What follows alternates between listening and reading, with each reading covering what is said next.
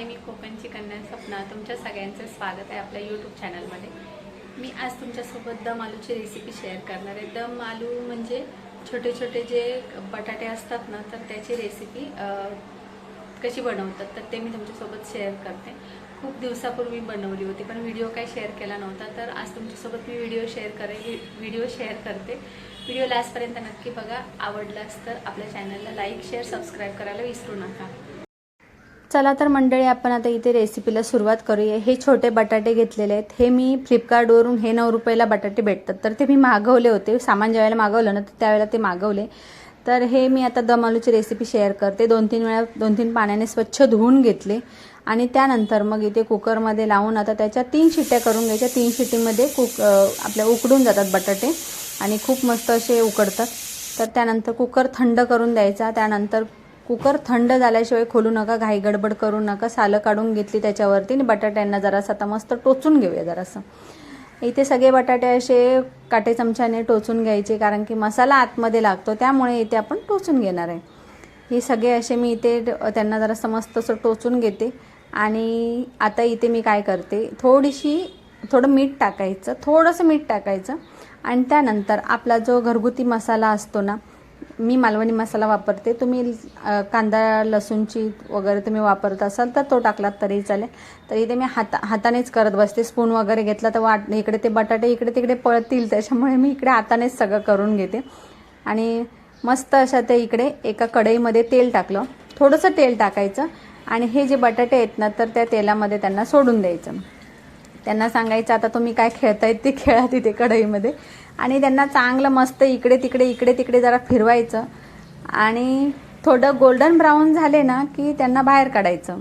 Golden brown आता बघू शकता. 1-5 मिनटापर्यंत अशी स्लो गॅसवरती ही सगळी प्रोसेस करायची आपल्याला. तर हे मी आता जे बटाटे आहेत त्यांना सगळं बाहेर काढते, एका डिशमध्ये ठेवून देते. त्याच कढईमध्ये आपण आता इथे वाटण लागणार आहे आपल्याला, तर त्याची तयारी करून घेऊया. 1 टोमॅटो घेतला, थोडा टोमॅटो मोठा होता. आणि 1 अद्रकचा तुकडा घेतला. अद्रकचा तुकडा घ्यायचा. त्यानंतर काजू घ्यायचे. काजू टाकल्यानंतर त्याची पेस्ट असते ना, तर ती अप्रतिम लागते, खूप सुंदर लागते.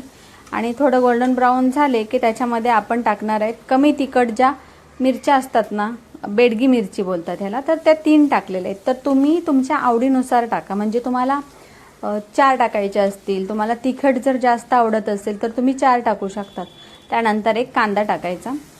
तर आणि आवर्जून तुम्ही हे ना काजू टाका, कारण की ना काजू टाकल्यानंतर जी टेस्ट येते ना, 1 नंबर लागतात. तर मी इकडे सगळं मिश्रण आहे ते थंड करायला ठेवून देते. आणि थंड झाल्यानंतर ह्याची आपण प्युरी बनवून घेणार. आपण जे ह्याच्यासाठी बनवतो ना पनीरसाठी, तसंच आहे, पण पनीरमध्ये आपण मिरची नाही यूज करत. तर इकडे मी मिक्सरचं भांडं घेतलं. वाटण पण थंड झालेलं आहे हे. आता हे मिक्सरच्या भांड्यामध्ये त्याला टाकते आणि बारीक मस्त अशी प्युरी बनवून घ्यायची, पेस्ट बनवून घेते.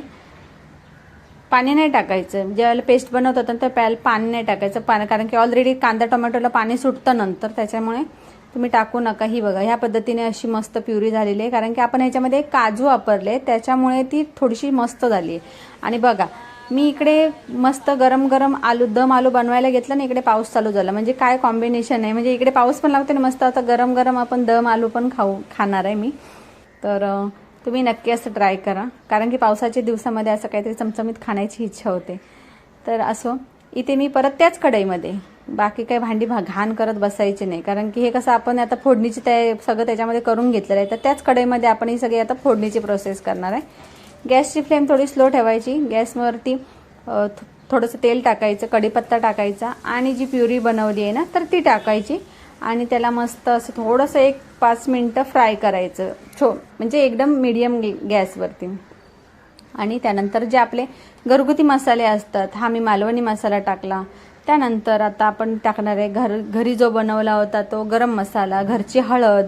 आणि हे सगळं ना खूप म्हणजे खूप टेस्ट सुंदरच लागते आणि एवढा वास पण आता सुंदर येतोय ना, कारण की ते आपण बटाटे पहिल्यांदा थोडेसे हे करून घेतले, शालो फ्राय करून घेतले तेलामध्ये. त्याला मीठ मसाला चांगला लागण्यासाठी थोडंसं मिक्सरचं भांडं धुतलं आणि ते टाकून घेतलं. 5 मिनटं झाकण ठेवून द्यायचं. मसाला चांगला शिजायला पाहिजे, कारण की त्याचा कांदा टोमॅटोचा वास जाण्यासाठी थोडा वेळ झाकून ठेवायचे.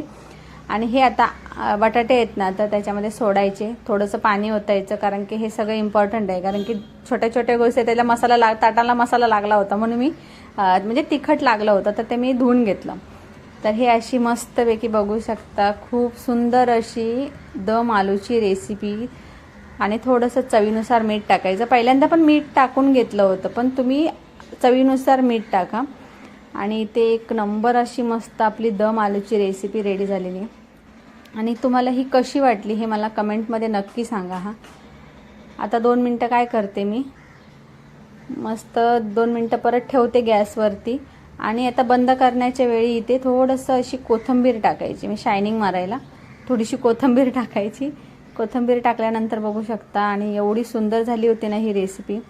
नक्की अशी ट्राय करा दम आलू. आणि हे फ्लिपकार्टवरती कसे मी ज्यावेळेस सामान मागवलं ना, तर त्यावेळेस म्हटलं मागूया, 9 रुपयाचेच तर हे होते बटाटे, तर म्हटलं मागूया आणि तुमच्यासोबत रेसिपी पण शेअर करते.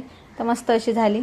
इथे गरम गरम भात घेतला आणि इथे गरम गरम असं दम आलू. चपातीसोबत खा, पण मला भातासोबत आवडली, त्याच्यामुळे मी आता इथे मस्त गरम गरम भात आणि इथे गरम गरम असं दम आलू. तर हा व्हिडिओ तुम्हाला कसा वाटला हे मला कमेंटमध्ये सांगायला विसरू नका. व्हिडिओ जर आवडला तर लाईक करा, शेअर करा आणि सबस्क्राईब करायला विसरू नका. इंस्टाग्रामला फॉलो केलं नसेल तर इंस्टाग्रामला फॉलो करा, कोकणची कन्या सपना या पेजला. भेटू अशाच नवीन व्हिडिओमध्ये. तोपर्यंत बाय.